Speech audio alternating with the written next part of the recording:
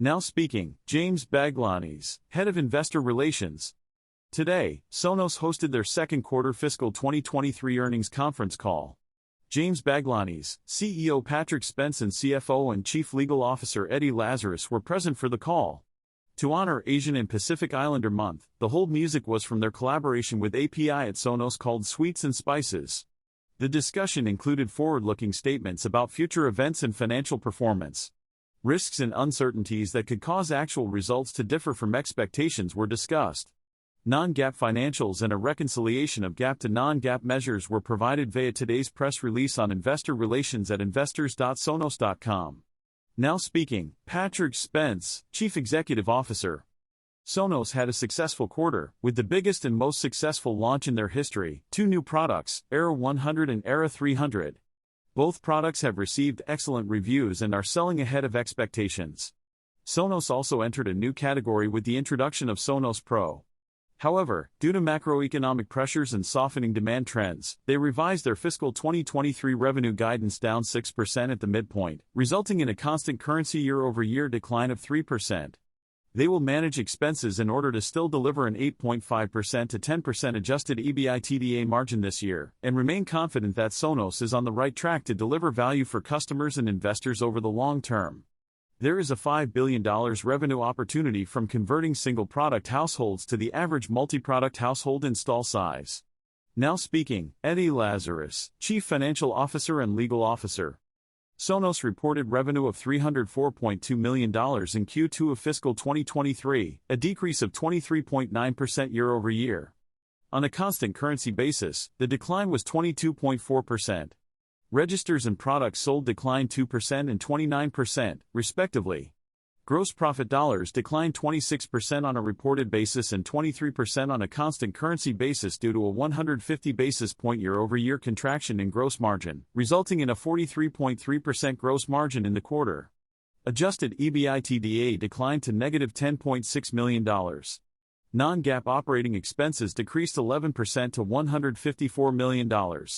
Free cash flow was negative $122 million in the quarter, largely driven by a $120 million decrease in accounts payable and accrued expenses, as well as a $25 million increase in inventories. Sonos repurchased $15 million of stock in the quarter at an average price of $19.50 per share. They now expect full-year revenues between $1.625 billion and $1.675 billion, a year-over-year decline of 7.3% to 4.4%. Gross margin is expected to be 44.3% to 44.8%. Adjusted EBITDA is expected to be $138 million to $168 million, representing a margin of 8.5% to 10%. Non-GAAP adjusted operating expenses are expected to amount to approximately $630 million. For Q3, Sonos expects a sequential increase in revenue of 10% to 15% and a positive low to mid-single-digit adjusted EBITDA margin. Morgan Stanley analyst Eric Woodring inquired, have changes in channel and dealer inventory levels over the past 3 months affected your confidence in open-to-buy dollars? Eddie Lazarus replied, we are living in uncertain times with a banking crisis, external factors and the potential for default. Demand has softened in consumer electronics, EMEA and particularly in the US channel due to the housing market, increased interest rates and an overabundance of inventory in fiscal Q1. To account for this volatility, guidance was adjusted, but it is difficult to anticipate rapid changes. Patrick Spence replied, I have seen short-term industry headwinds in the categories we compete in, with sales declining anywhere from 5% to 20% year-over-year. Despite this, our brand is faring well and even gaining market share in some cases. The innovations of Era 100 and Era 300 have set us up for long-term success. Morgan Stanley analyst Eric Woodring inquired, have you launched the Sonos Pro and why now? What kind of guidance can you provide on the trajectory of this product over the next 1 to 3 years in terms of monetization and impact to the model?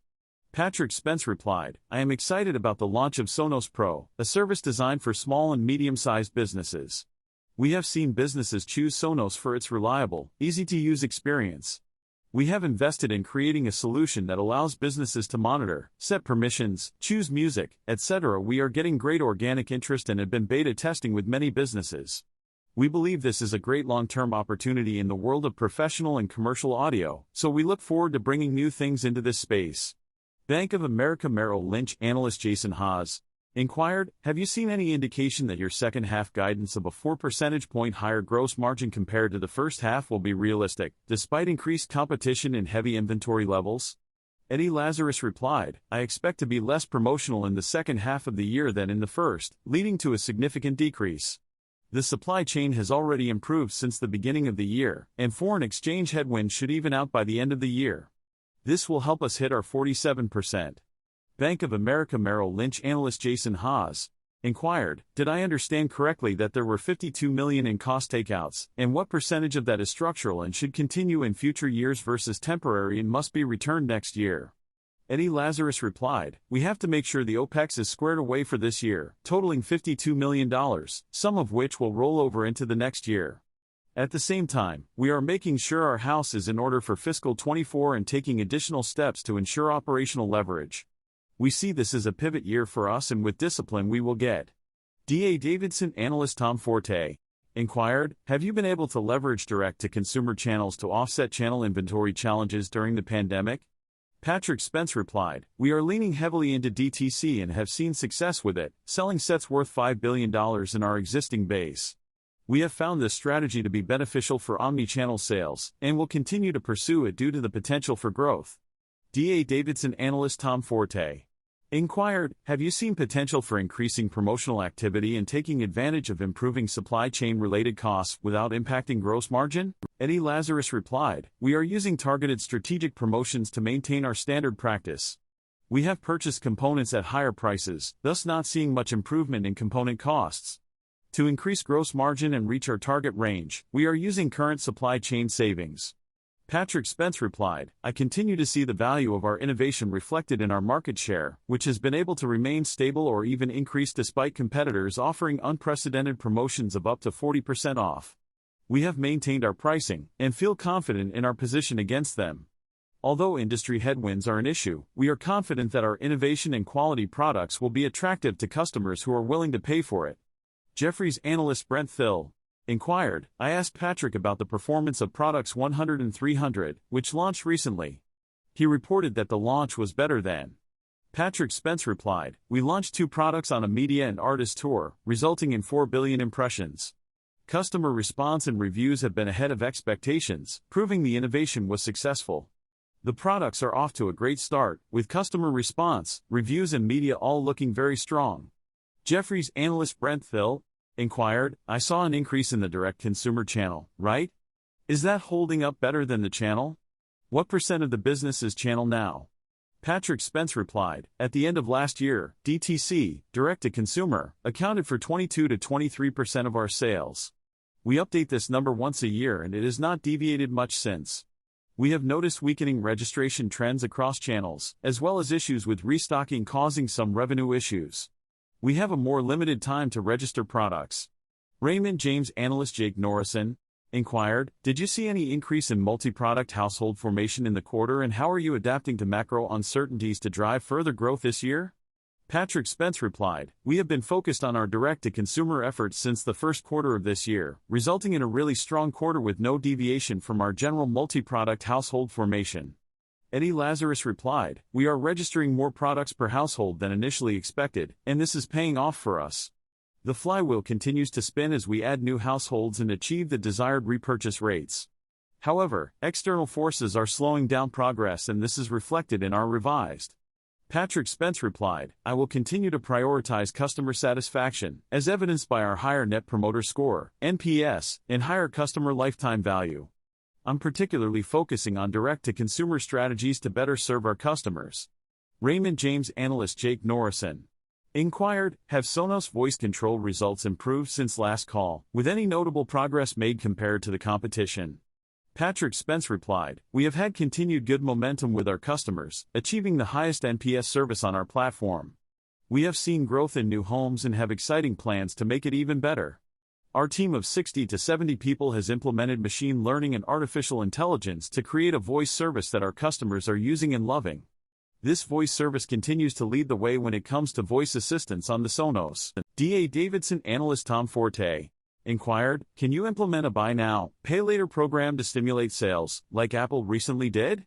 Eddie Lazarus replied, "Tom, we are not currently pursuing the option discussed. However, our team is constantly exploring new ways to market and sell our products. There are several projects in the works, so stay tuned for upcoming tests and experiments."